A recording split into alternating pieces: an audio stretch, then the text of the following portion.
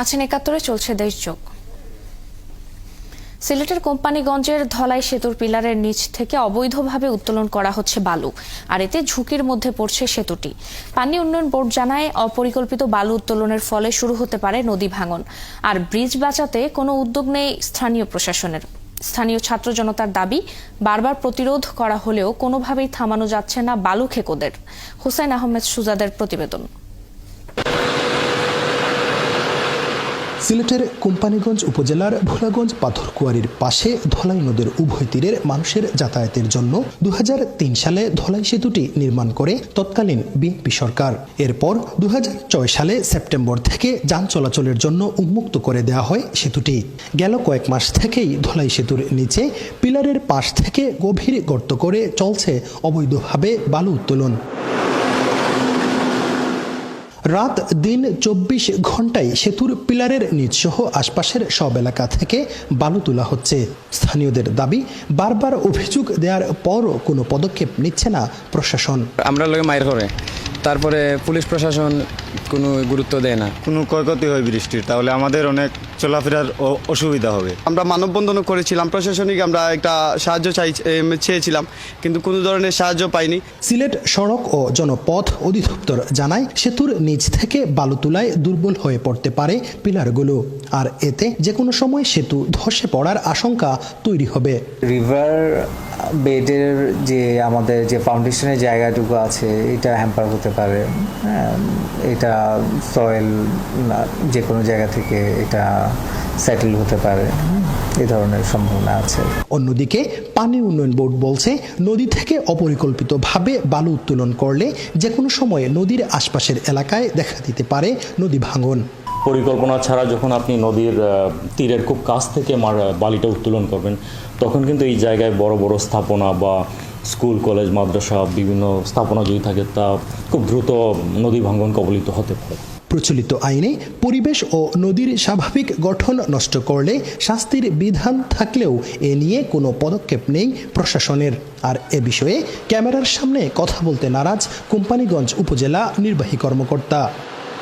কোম্পানিগঞ্জের ধলাই সেতুর ব্রিজ থেকে এভাবেই দিনের পর দিন বালু উত্তোলন করা হচ্ছে। এই অবস্থা চলতে থাকলে যে কোনো সময় ভেঙে পড়বে ব্রিজটি। যোগাযোগ ব্যবস্থা থেকে বিচ্ছিন্ন হবেন কোম্পানিগঞ্জের হাজারো মানুষ। হুসাইন আহমেদ সুজাদ, ৭১, কোম্পানিগঞ্জ, সিলেট। এ নিয়ে খবর জানাতে সিলেট থেকে আমাদের সাথে যুক্ত হচ্ছেন আহমেদ সুজাদ।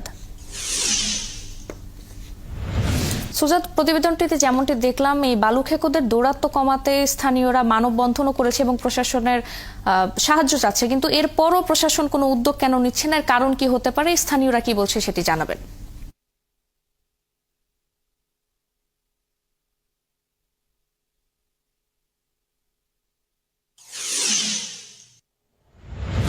দেখুন ফারজানা,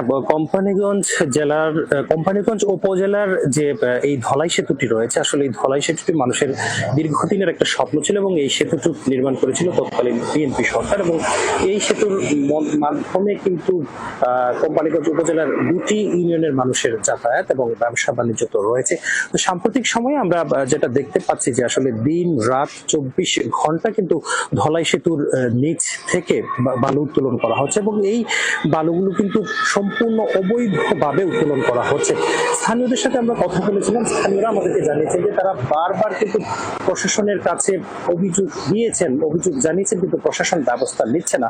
আমরা জেনেছি যে আসলে মাঝে মধ্যে কিছু অভিযান করা হয়, যেখানে প্রতিদিন ২০ থেকে ৩০ লাখ টাকার বালু উঠিয়ে নেওয়া হচ্ছে। সেখানে মাঝে মধ্যে প্রশাসন অভিযান করে ২০,০০০, ৩০,০০০ টাকা জরিমানা করছে। আসলে এই যে জরিমানাটা, সেটা আসলে পর্যাপ্ত নয়। আপনি জানেন যে বাংলাদেশ পরিবেশ সংরক্ষণ আইন এবং বাংলাদেশ বালু মহাল সংক্রান্ত আইন যেটি রয়েছে ২০১০ সালে, সেখানে বলা হয়েছে যে কোনো ব্যক্তির বিরুদ্ধে যদি অবৈধভাবে বালু উত্তোলনের অভিযোগ প্রমাণিত হয়, তাহলে তাকে কিন্তু ৫ লাখ টাকা জরিমানা, ১০ বছরের সশ্রম কারাদণ্ডের বিধান রয়েছে। সেই ধারাগুলো কিন্তু ফলো করা হচ্ছে না। পরিবেশবাদীরা বলছেন যে সকল ব্যক্তিরা বালু খেকো রয়েছে, তাদের বিরুদ্ধে যদি আইনের কঠোর ধারাগুলো প্রয়োগ করা হয়, তাহলে কিন্তু কিছুটা হলেও কমবে। অর্থাৎ কাউকে যদি কারাদণ্ড দেওয়া হয়, অর্থদণ্ড, অর্থাৎ উভয় দণ্ড যদি প্রদান করা হয়, তাহলে কিন্তু এই যে অবৈধভাবে বালু উত্তোলন সেটা কিন্তু কিছুটা কমবে।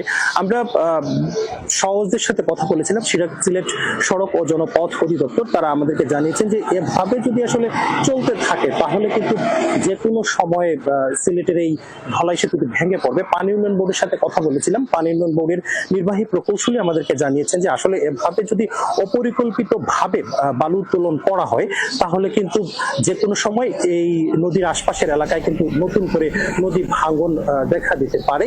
তো প্রশাসনের সাথে আমরা কথা বলার চেষ্টা করেছিলাম, কোম্পানিগঞ্জ উপজেলা প্রশাসনের সাথে, তারা কিন্তু আমাদের সাথে কোনো ধরনের কথা বলতে রাজি হননি। আসলে তারা কেন কথা বলতে রাজি হননি, তারা কেন ব্যবস্থা নিচ্ছে না স্থানীয় প্রশাসন, সেটা আসলে খতিয়ে দেখা প্রয়োজন।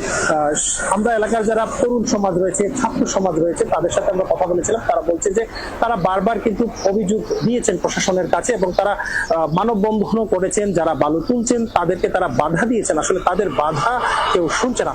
এভাবে যদি আসলে চলতে। ধন্যবাদ সুজাত আমাদের সঙ্গে যুক্ত হওয়ার জন্য। দর্শক, সিলেটের কোম্পানিগঞ্জ থেকে অবৈধ বালু উত্তোলনের খবর জানাচ্ছিলেন সহকর্মী হোসেন আহমদ সুজাত। দর্শক, আমরা সংবাদের শুরুতে যেমনটি বলছিলাম যে